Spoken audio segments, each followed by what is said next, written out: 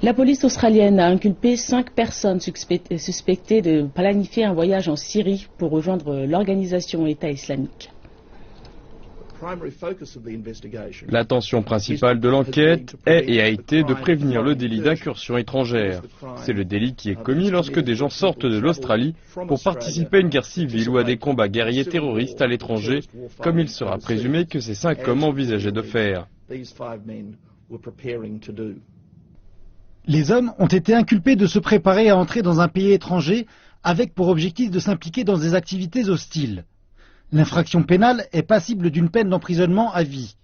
Les officiels affirment que l'intention des suspects de se rendre au Moyen-Orient pour combattre aux côtés de l'organisation État islamique était connue des autorités et que leur passeport avait été invalidé plus tôt. Les 5 personnes seront présentées devant un tribunal lundi.